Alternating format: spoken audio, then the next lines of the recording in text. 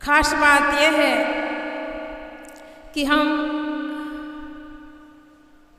3 दिन में जो कुछ भी श्रवण करें, जहाँ तक बन सके अपने जीवन में जितना आचरण करेंगे उतना हमारा जीवन सुंदर होगा, सफल होगा और जीवन में जो हमारा उद्देश्य है उसको हम प्राप्त कर पाएंगे। सुनना केवल काफ़ी नहीं है, सुनना तो पड़ता ही है, लेकिन आचरण करना ये बहुत महत्वपूर्ण है। गृहस्थ जीवन के विषय में, जीवन जीने की कला के विषय में, सत्संग का महत्व, जीवन में सत्संग क्यों जरूरी है, इन सब बातों को अच्छी तरह हम लोग समझ रहे हैं और हम जानते भी हैं कि हमें मानव जीवन किस लिए मिला है। तभी तो हम इधर सत्संग में आए हैं कि भाई हम अपने मानव जीवन को कैसे सफल बनावे। वैसे सदगुरु कबीर साहब हमें कहते हैं, बहुबंधन से बांधिया एक बिचारा जीव, की बल छूटे आपने कीर छुड़ावे। सदगुरु कबीर साहब इस साखी में हमें बताते हैं कि बहुत बंधन से बांधिया ये बिचारा जीव। ये मनुष्य को संबोधित करते हुए सदगुरु कबीर साहब कहते हैं कि बहुत बंधनों से बंधा हुआ है ये जीव, इसलिए बिचारा कहा गया। लेकिन आगे साहब कहते हैं कि बल छूटे आपने कीर छुड़ावे पीऊ। कोई ऐसे युग पुरुष होते हैं, वो स्वयं अपने आप का बोध प्राप्त करते हैं, स्वयं अपने बंधनों को समझ लेते हैं और स्वयं बंधनों से अपने को मुक्त कर लेते हैं। ऐसे कोई महापुरुष होते हैं, जैसे सदगुरु कबीर साहब, भगवान बुद्ध या अन्य महापुरुष, जो स्वयं अपने बंधनों को समझते हैं, स्वयं अपने आप का बोध प्राप्त करते हैं और इस संसार में अपना कल्याण करके और समाज को एक रास्ता बता करके चले जाते हैं। लेकिन सामान्य रूप से हम लोग जैसे हैं, उन लोगों को तो गुरु की आवश्यकता पड़ती है। की बल छूटे आपने कीर छुड़ावे पीऊ। कोई पीऊ मिलते हैं, कोई सदगुरु मिलते हैं, वो हमें सच्चा रास्ता बताते हैं, उपदेश देते हैं, एक आदर्श उपस्थित करते हैं और उनके अनुसार अगर हम उस रास्ते पर चलने का प्रयास करेंगे तो जरूर हम भी सारे बंधनों से मुक्त होकर के इसी जीवन में अपना कल्याण कर सकते हैं। साहब ने भले बिचारा कहा, लेकिन हम सदगुरु संतों से जुड़ गए, हमें अपने स्वरूप का बोध हो गया, हमें अपने बंधनों की परख हो गई और समझ में बात आ गई, मैं कौन हूँ, जीवन क्या है, बंधन क्या है, मोक्ष क्या है, आत्मा क्या है, परमात्मा क्या है। इन सब बातों को हम गुरु की शरण में रह करके समझने लगे। अब हम बिचारा नहीं रहे, अब हम सक्षम हो गए हैं, स्वतंत्र हैं, हम मोक्ष के अधिकारी हो गए। सदगुरु कबीर साहब कहते हैं, हंसा तू तो सबल था, हल्की अपनी चाल, रंग कुरंगे रंगिया ते किया और लगवा। सदगुरु हमें साहस देते हैं, सदगुरु हमें अपने आप की तरफ लौटाते हैं। हंसा तू तो सबल था। हंस शब्द से सदगुरु कबीर साहब संबोधित करते हैं, आप लोग जानते हैं और संतों से सुने भी हैं। हंस निर्चीर विवेक करता है। कहा जाता है कि हंस के सामने दूध रखा जाए, पानी को छोड़ देगा और सार को ग्रहण कर लेता है। इसी प्रकार कहते हैं, हंस मोती चुगता है, मान सरोवर में रहता है। सदगुरु कबीर साहब मनुष्य मात्र को हंस से उपदेश करते हैं। उनकी बहुत साखियां हैं। हंसा तू तो शबल था, हंस तू शबल था और वर्तमान में तू शबल है, क्योंकि वर्तमान को लेकर के ही कहा जाता है। तो मनुष्य मात्र में ये हंस का गुण है। मनुष्य मात्र में, जीव मात्र में निर्छिर विवेक है। लेकिन आज मानव दुखी क्यों है? आज संसार में कहीं पर भी जाओ, किसी को भी मिलो, किसी से भी बात करो तो अपने दुख को रोएंगे। दुख अलग अलग हो सकता है, मात्रा हो सकती है, कम वेश, कारण भी अलग अलग हो सकता है, लेकिन हर व्यक्ति अपने जीवन में दुखी है। और दुख से छूटने के लिए क्या करना चाहिए? दुख से बचने के लिए हर व्यक्ति प्रयास भी करता है,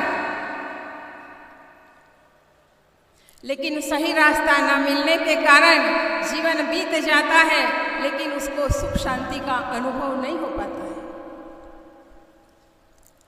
हमारी साध्वी बहन बता ही रही थी कि जीवन में जब तक जीवन को सुधारेंगे नहीं, स्वभाव को सुधारेंगे नहीं, कर्मों को सुधारेंगे नहीं, तब तक हमारा दुख कैसे दूर होगा। लेकिन धार्मिक जगत में देखा जाता है कि अनेक प्रकार के सस्ते नुस्खे बताए जाते हैं। नदी में नहा लो, पाप कट जाएगा, मोक्ष मिल जाएगा। और जिस प्रयाग में हम लोग बैठे हैं, वहाँ अगर संगम में स्नान कर लिया तब तो बेड़ा पार हो जाएगा। मंदिर में दर्शन कर लो, तीर्थ यात्रा कर लो, नाम जप लो, यज्ञ हवन तर्पण कर लो, अनेक प्रकार के कर्मकांड करके व्यक्ति मोक्ष चाहता है, दुख से छूटना चाहता है, परम शांति का अनुभव करना चाहता है। लेकिन बाहरी कर्मकांड से हमारे जीवन से दुख दूर नहीं होता है। अगर दुख दूर हो जाता इन धार्मिक कर्मकांडों से तो आज व्यक्ति सुखी हो जाता है। लेकिन संसार में देखा जाता है कि धर्म यानी कर्मकांड खूब बढ़ रहे हैं। आज देखो तो हर मंदिर में इतनी भीड़, हर यात्रा स्थल में भी इतनी भीड़, हर नदियों में भी इतनी भीड़, लेकिन फिर भी व्यक्ति के जीवन में सुख शांति नहीं है। क्यों? क्योंकि वो कर्मकांड में उलझा है। उनको अपनी शक्ति का, अपने सामर्थ्य का, अपने स्वरूप का बोध नहीं है, इसलिए बाहर भटक रहा है। और बाहर भटकते भटकते कुछ भी हासिल नहीं होता है। सदगुरु कबीर साहब ने कहा भी है, दौड़त दौड़त दौड़िया, जहाँ तक मन की दौड़, दौड़ थका मन थिर भया, वस्तु ठौर की ठौर। बाहर आप कितना भी भटक लो, लेकिन जब तक अंतर्मुख नहीं होंगे, जब तक स्वरूप का बोध नहीं होगा, जब तक ऐसे सदगुरु नहीं मिलेंगे, तब तक भटकाव दूर नहीं होता है। सदगुरु हमें इस साखी के माध्यम से बताते, हंसा तू तो सबल था, तू तो सबल था और वर्तमान में है भी। तू अपने आप को पहचान, मैं कौन हूं, मेरे बंधन क्या है, उस बंधनों को मैं कैसे खोलूं। अगर व्यक्ति के जीवन से इस प्रश्नों का समाधान होता है तो ये सत्संग में होता है। सदगुरु के सानिध्य में रह करके, बोध प्राप्त करके, उनके बताए हुए रास्ते पर चल के तब व्यक्ति अपना उद्धार कर सकता है। अगर वो सस्ते नुस्खे में पड़ जाएगा तो कभी भी उसके जीवन में सुख शांति नहीं प्राप्त कर सकता। दुख का कारण क्या है? सदगुरु बताते हैं, हल्की अपनी चाल। अपनी चाल हल्की हो गई है, और जिसकी चाल खराब हो जाए उसका हाल खराब होना ही है। चाल सुधर जाए तो हाल भी सुधर जाए।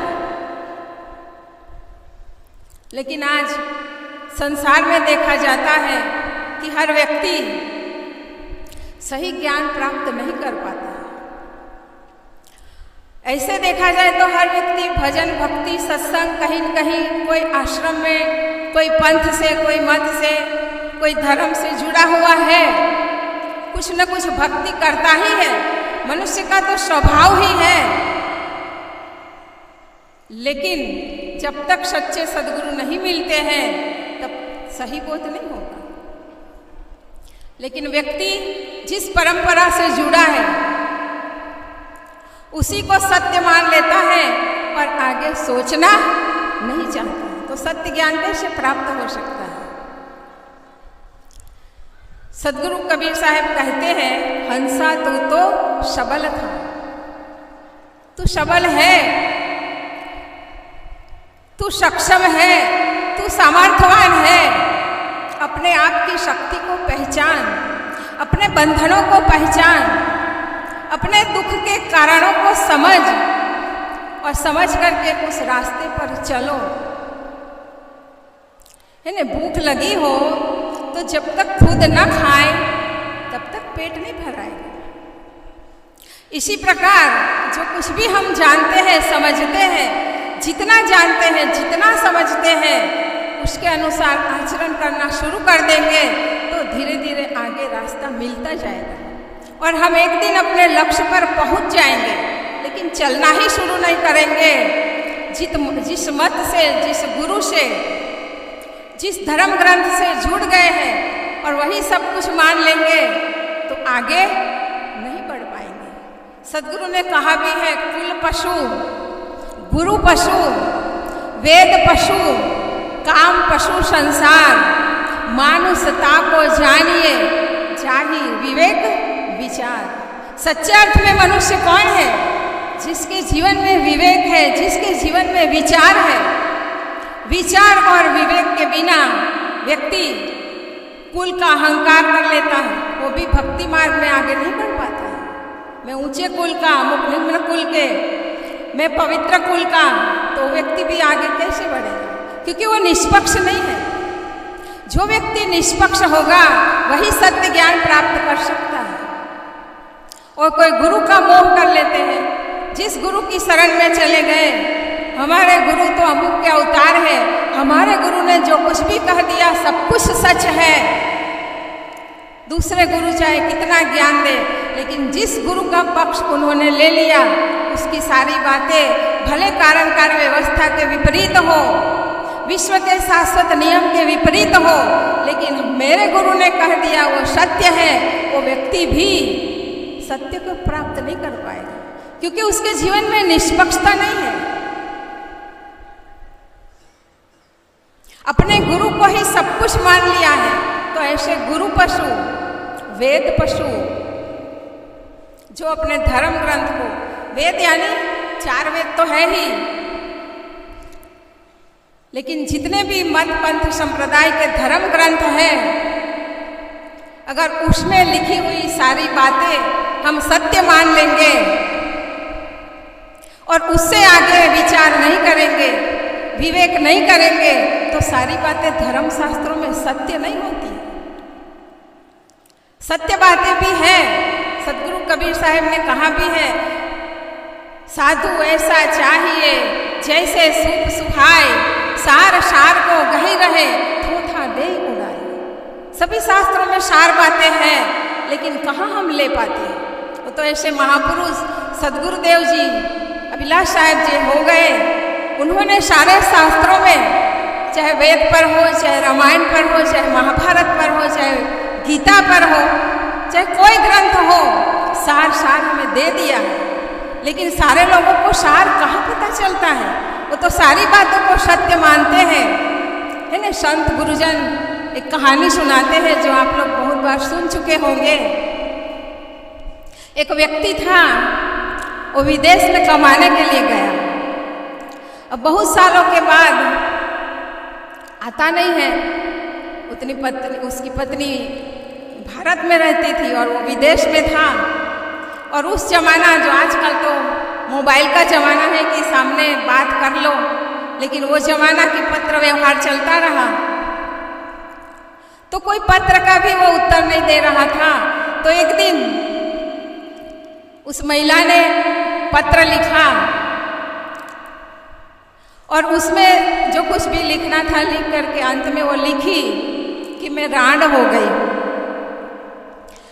अब उसका पति पत्र पाया, पत्र पढ़ा और जो अंतिम लाइन लिखी थी कि मैं रांड हो गई हूं, तो पढ़ करके रोने लगा। तो उनके आसपास के लोग हंसने लगे, क्योंकि स्वाभाविक है हंसने की बात कि उसका पति जिंदा है तो रांड कैसे हो गई, वो विधवा कैसे हो गई। तो सारे लोग भी हंसने लगे। तो व्यक्ति कहता है कि भाई आप लोग क्यों हंसते हैं? तो कहे कि आप ऐसी बात बता रहे हैं जो हंसने लायक। जब अंदर लिखा है कि मैं रांड हो गई, तो भाई कहता है कि भाई न मानो तो लिखी हुई बात तो देखो। पत्र बताता है लोगों को, लोग समझ गए कि वो बहुत दिन से गए नहीं है, इसलिए वो लिख दी है कि आपके रहते हुए भी मैं जानू विधवा हो गई हूं। तो आज आध्यात्मिक जगत में भी यही हो रहा है।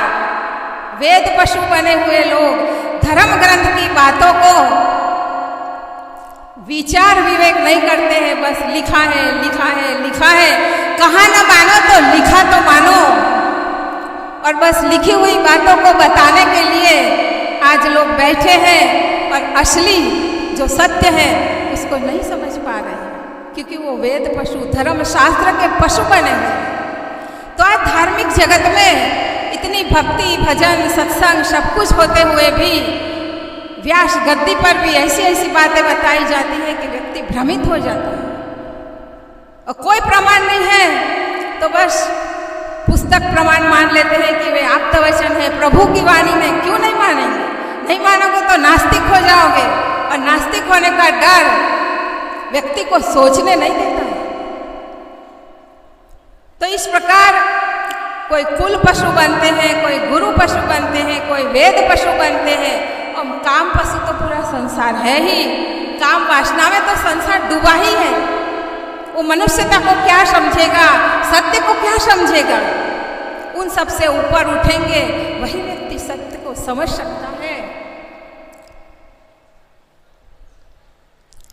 सदगुरु ने कहा ही है, पछा पछी के कारणे सब जग रहा भुलान, निरपक्ष होय के हरि भजे सोई संत सुजान। निरपक्ष जब तक नहीं होंगे, निष्पक्ष नहीं होंगे, तब तक सत्य बोध नहीं हो पाएगा। तो मैं कह रही थी, हंसा तू तो सबल था, हल्की अपनी चाल। तू सबल था, आज भी सक्षम है। तू अपना कल्याण करने में पूर्ण स्वतंत्र हो, लेकिन हल्की चाल के कारण, खराब स्वभाव के कारण, खराब कर्म के कारण, खराब विचारों के कारण, खराब वाणी के कारण व्यक्ति आज रास्ता भटक गया है। रंग कुरंगे रंगियाते किया और लगवार। वासनाओं के रंग में, मान्यताओं के रंग में, मन की कल्पनाओं के रंग में ये जीव रंग गया है और अपने ऊपर एक परमात्मा मानता है कि जो हमारा कल्याण करने वाला कोई ऊपर बैठा है। कोई अपना कल्याण करने वाला ऊपर नहीं है। व्यक्ति खुद पुरुषार्थ करेंगे तभी वो अपना कल्याण कर सकता है। और इसलिए सदगुरु कबीर साहिब की एक साखी, कर वहिया बल आपनी छाड़ बिरानी आस, जाके आंगन नदिया बहे शोकस मरे प्यास। अपने बाहुबल का भरोसा करो, अपने आप को जानो और अपने आप को इस मार्ग में लगाओ। सदगुरु की शरण में रह करके उनके बताए हुए रास्ते पर चलेंगे तो हम इसी जीवन में अपना कल्याण कर सकते हैं और इस समाज को भी कुछ दे सकते हैं, क्योंकि जिसके पास जो होता है वही दूसरे को देता है। हमें सही बोध होगा, सही ज्ञान होगा। अगर हमारा जीवन सुंदर होगा तो हमें कहने की आवश्यकता नहीं पड़ेगी। लोग अपने आप उससे प्रेरणा लेंगे और अपने जीवन को महान बनाएंगे। तो इस प्रकार जो कुछ भी हमें सत्संग में सुने उसको जीवन में धारण करने का प्रयास करें और करते ही हैं, और आगे अपने जीवन को सफल बनाने के लिए यही एक रास्ता है।